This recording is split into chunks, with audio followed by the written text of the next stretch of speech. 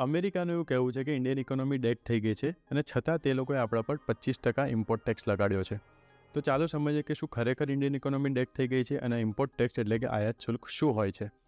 મિત્રો, Indian economy આજે વર્લ્ડમાં 4th લાર્જેસ્ટ ઇકોનોમી છે અને લાસ્ટ ડેકેડમાં આપણા એક્સપોર્ટ 76%થી પણ વધ્યા છે. પ્લસ IMFનું તો એવું કહેવું છે કે ઇન્ડિયન ઇકોનોમી આ વર્ષે એટલે કે 2025-26માં પણ વર્લ્ડ્સ ફાસ્ટેસ્ટ ગ્રોઈંગ ઇકોનોમી બની રહેશે. એટલે કે ઇન્ડિયન ઇકોનોમી ડેડ તો નથી થઈ. હવે સમજીએ કે ઇમ્પોર્ટ ટેક્સ એટલે કે આયાત શુલ્ક શું હોય છે.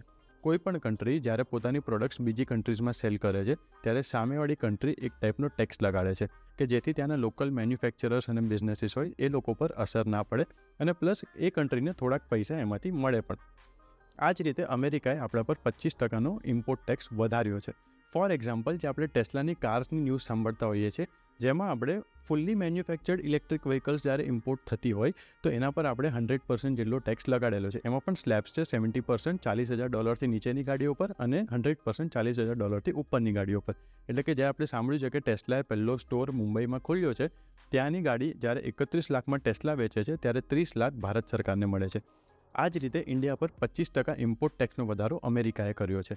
તો આવામાં આપણે શું કરવું જોઈએ? આપણે હિસ્ટ્રીમાંથી શીખીએ ને તો ચાઇના પર જ્યારે 2018માં અમેરિકાએ ઇમ્પોર્ટ ટેક્સ વધાર્યો હતો ત્યારે ચાઇનાએ south African countries, south east Asian countries અને યુરોપિયન કન્ટ્રીઝ જોડે બિઝનેસ વધાર્યો હતો. અને યુરોપિયન કન્ટ્રીઝ જોડે તો $800 બિલિયન પણ વધારેનો બિઝનેસ કરી દીધો હતો. આને કહેવાય ટ્રેડ ડાયવર્સિફિકેશન, એટલે કે પોતાના બિઝનેસને આપણે ડાયવર્સ કર્યા. અને બીજી વસ્તુ શીખવાની છે જાપાન પાસેથી. જ્યારે જાપાન પર પણ અમેરિકાએ આવું કંઈક કરવાની ટ્રાય કરી હતી ત્યારે જાપાને પ્રોમિસીસ આપી હતી કે અમે તમારી કન્ટ્રીઝમાં મેન્યુફેક્ચરિંગ વધારશું, તમારી કન્ટ્રીઝમાં ઇન્વેસ્ટમેન્ટ વધારશું અને જેથી તમારી કન્ટ્રીઝમાં જોબ્સ વધશે. તો અમેરિકાએ પાછું એ લોકોને રાહત આપી દીધી હતી. તો મિત્રો, આજે આપણા પ્રાઇમ મિનિસ્ટર સરે જે બધી કન્ટ્રીઝમાં ફરીને જે રિલેશન્સ સારા બનાવ્યા છે એ રિલેશન્સ યુઝ કરવાનો ટાઈમ આવી ગયો છે. આપણે ટ્રેડ ડાયવર્સિફિકેશન કરવા જોઈએ અને બધી કન્ટ્રીઝમાં આપણે ટ્રેડ્સ વધારવા જોઈએ. પ્લસ અમેરિકા સાથે તો વાતચીત ચાલુ જ રાખવી જોઈએ અને ક્યાંક ને ક્યાંક આ 25%ને ઓછું કરવાની વાત આપણે એમની સામે એકદમ મક્કમતાથી મૂકવી જોઈએ.